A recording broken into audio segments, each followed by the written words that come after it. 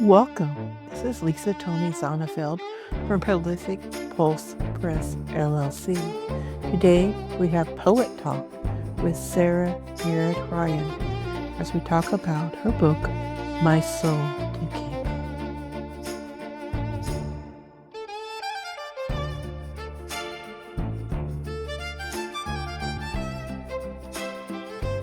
Welcome, everybody. This is Lisa Tomei Zonneville from Prolific Pulse Press, and I'm happy to welcome Sarah Merritt Ryan with her book, My Soul to Keep. Great to have you here today.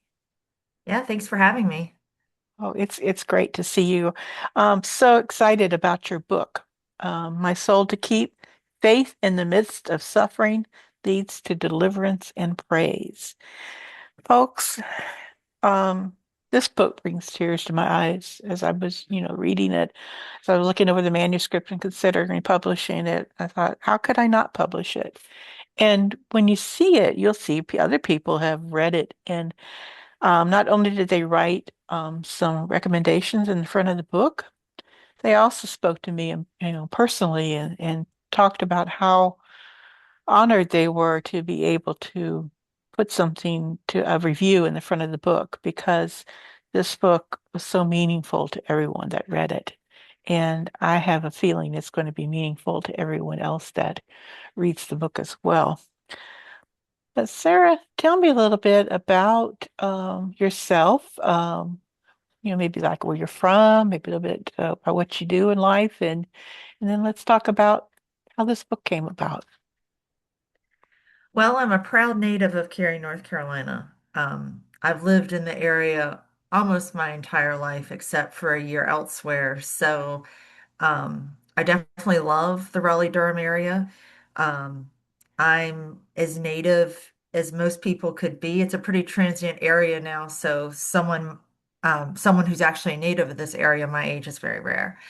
But I have a husband, a 6-year-old son, um, two rescue pups, and two rescue cats. I've been in marketing since I got my master's degree in communication, but I've pivoted to being a writer and speaker about serious mental illness based on my lived experience. So I'm also now a peer support specialist through the UNC School of Social Work, and I now work for the UNC School of Medicine, creating and facilitating support groups tailored to level of recovery from psychosis.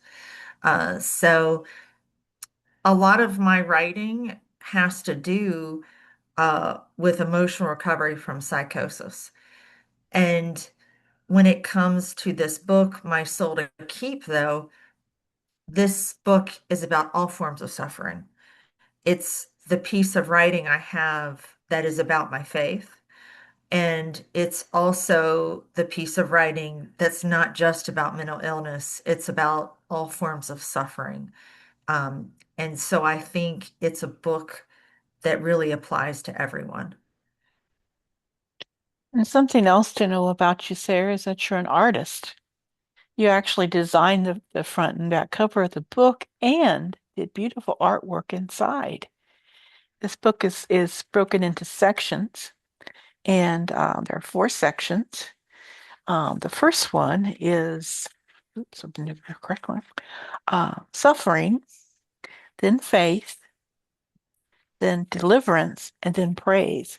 And what Sarah did is she did her artwork. I don't know if you can see this very well. Well, no, I can't show. And really depicts. You can clearly look at the pictures and see what Sarah was feeling in each of these phases of life that she's gone through, and these poems are about. Well, Lisa, I'm so thankful you suggested that I do those drawings because creating this book has been a spiritual journey. I started writing these poems 25 years ago, and I wrote them to prove to myself I still have a soul.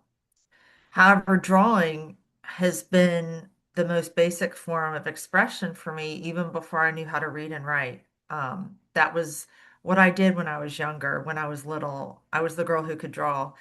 And since I've been so focused on writing for a long time, I have not been drawing as much.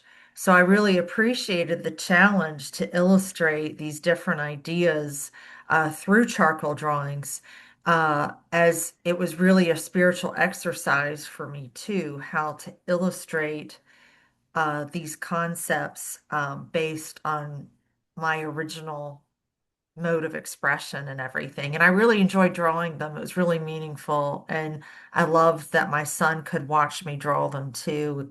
He started to draw representationally too, which is, something that means a lot to me. Nice. Oh yeah, that's wonderful. I know as an artist myself, my parents always encouraged the talent of all of us children. And every year I could count for Christmas that I was going to get something to do with art. It basically started out with paint by number kits and so I knew I was going to get one of those every year. I just loved doing them. And then in time it just evolved to doing things from more the base process and creating. Both of my parents are very artistically talented, although you didn't see us so much of what they did, but every once in a while they surprise me with something. So yeah, it's an important expression. I find that when I drew representational art that um it's kind of a soothing thing to my own soul. I think about what the meaning is behind that particular drawing, and it's like therapeutic for me. Do you get that experience as well? Definitely, it is soothing. And, I want to emphasize there's a myth that only certain people are allowed to draw, but everyone can draw. And if you don't feel comfortable drawing, you can always color. There's always adult coloring books. There's even oil painting, paint by numbers now for the classic popular paintings. So it is a mode of expression that's accessible to everyone. And don't let anybody tell you you shouldn't draw or don't self-censor yourself either. Exactly.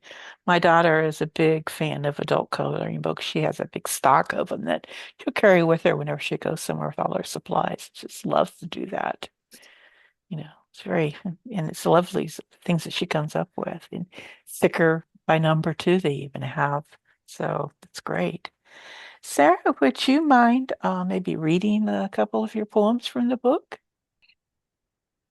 So the first poem I'm going to read is from the section on faith, and it's called Light. Closing my eyes, God, I see your glory. From the inside, I hear your call to me. While the eye of this storm centers in me, you call me righteous with graceful mercy.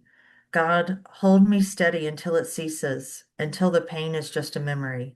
Don't stop carrying my broken pieces until the pain turns into joy for me. Pure joy my trials overcome will be, once I can look and see the other side. Shine your light on my trail, illumine me, so that my walk in gloom I'll take in stride.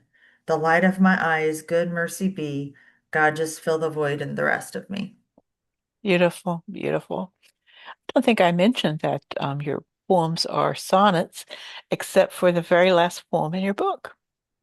Yes, they are Shakespearean sonnets. For somehow I am more creative when there's a lot of rules and structures in place. Mhm.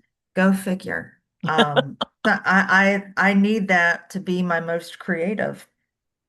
So the next book, the next poem I'll read is called Daughter, and this one has been um, published in Fine Lines before. Hold me tight in your arms in the darkness. Don't let my arms slip from around your neck. Out of the chaos, we leave the distress. Walk for me, talk and listen on our trek. Don't close your eyes, or they may not open. Don't ever forget the good deeds that live. Don't stop rescuing me from hatred, sin. Keep my heart soft and willing to forgive. When you close your eyes, see what you fight for. Watch me from near and afar like your child. Don't let go of good in me, your daughter. Don't let me wander and stray in the wild. I want to hear you say that you love me. Only rings my way a spirit softly. Beautiful, beautiful. And just to make a solid three I'll read one more, and this one is from the praise section. To me, praise was my greatest challenge because I had so much self-pity for so long, where I was really frustrated with my life and I didn't understand why all this was happening to me. So most of the praise poems came towards the very end of my writing, and I consider them my greatest victory. So this poem is called Highest Low. Knowing finally that it's all for real, understanding my soul enough to know that Almighty God on me placed his seal, grace covered my brow at my highest low. God's grace lifts me from the ground to the sky, as fresh as the change of where the wind blows, where the Holy Spirit takes me and why, a mystery like a gust comes and goes. Am I in control using my own mind? Does my mind obstruct my heart's believing? I'm really in control when I walk blind, now by faith my path from God receiving. Self-direction a gross delusion sows, let the wind humbly take you where it blows. Thank you. Beautiful. Thank you so much for reading to us today. And in the front, you have the dedication to your sweet Sadie who saved your life. Tell us about that. Okay, I got Sadie when I was 25 years old. And at that time, I was in the thick of the suffering. And, I felt very sorry for myself, had a lot of self-pity. I was angry at life. I had just gone through just incredible difficulties. And I adopted Sadie when she was only 9 weeks old. I picked her up when she was 6 weeks old, when her ears had just opened that day. And having a dependent, a puppy, forced me out of thinking about myself. And it was important to feel needed. It was important to have this source of love who couldn't hurt you. And um, it, she just became one of my soulmates for life. I don't believe there's just one soulmate, but she's definitely one of my soulmates. And she became my best friend. She became my daughter. Um, and it was just me and her for over a decade, and until I started dating who would become my husband. And she did get bone cancer, and we had to put her down just a month before our wedding. But she went through everything with me. She went through my mental illness. And she always believed in me and trusted in me and saw the good in me, even when she saw the roughest parts of my life. But I love that she saw me recover, that she saw better days for me. And she knew I had Bill and that I was going to be okay without her. So absolutely, she saved my life. She gave me a reason, um, and she reminded me how to love Yeah. again. Animals are so unconditional and so sensitive to our needs. Um, I've always had animals until just a few years ago. And I always, they develop such a closeness with you, and they always know. They always know when you're feeling bad, and they comfort you at that time. I had a cat, Samson, who um, whenever I didn't feel well, would stay with me. He was very independent. He was just, always bouncing around somewhere else. But when he knew you were sick, he stayed right with you, right next to you until you felt better. And my dog Pee Wee was always right there, you know, sleeping behind my knees at night and comforting me, making me feel safe. So yeah, we just there's so much to be said for the comfort of animals and also what we bring to them as well. I'm sure Sadie felt very loved and very much appreciated by you. Now, I have a theory that dogs have a higher emotional IQ than humans. Well, it makes sense when you think about it. They They aren't know cluttered up. everything. Yeah, They don't have all this second guessing and cluttered up stuff that gets in their way. They can just kind of move forward and breathe a little bit.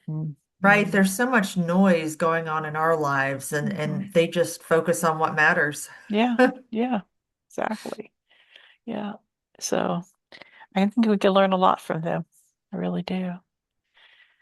So where do you plan to go with your book? What is your plan when it gets released?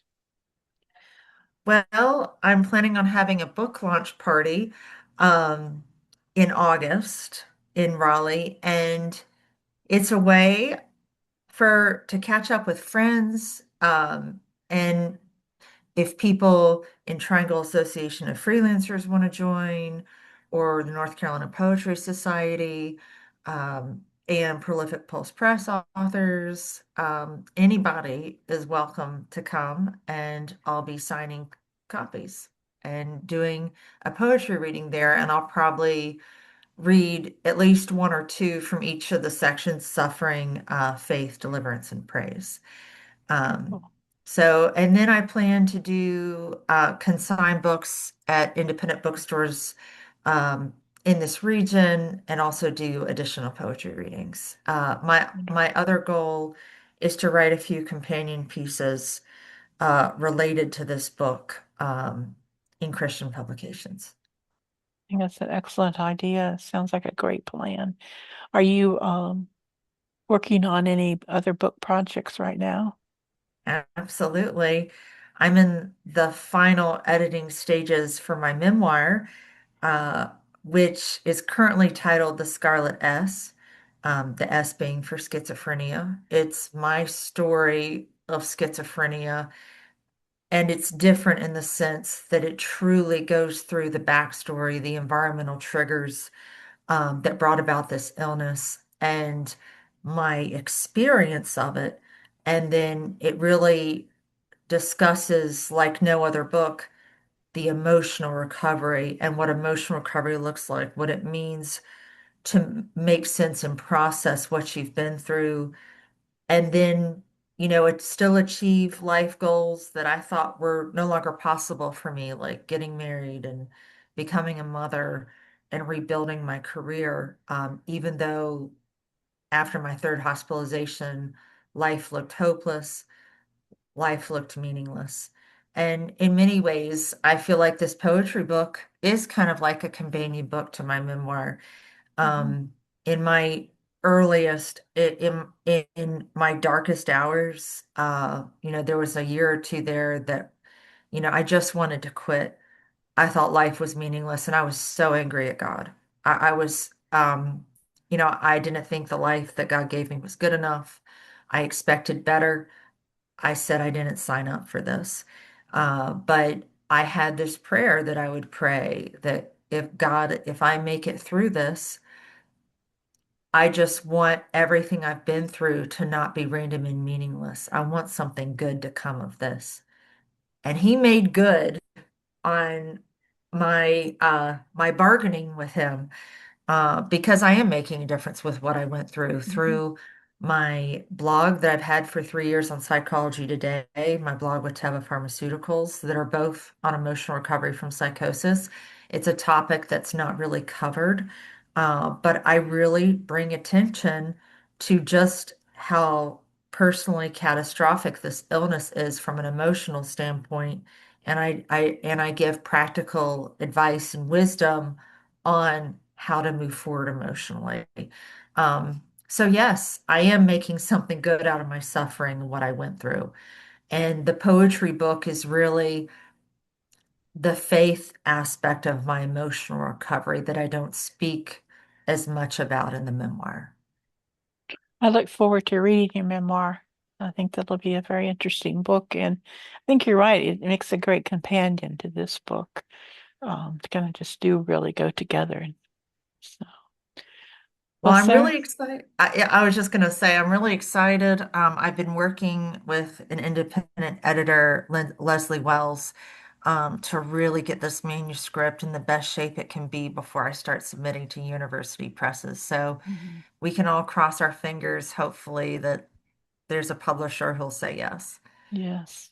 I think that'd be wonderful. Maybe to be one of the North Carolina publishing universities. So you never know. Just had a book club meeting with Wonderland Books last week, and the lady who presented her book is a professor at NC State. So there you go, small world. You never know. Yes, and actually, I am, and this is another sign about how life can take twists and turns. I thought my academic career was over when I had to leave my PhD program and I had two more psychotic breaks. But not only am I in the adjunct portal for the UNC Journalism School where I could teach um, at the journalism school if they need me. I'm on call if they need me to teach a class.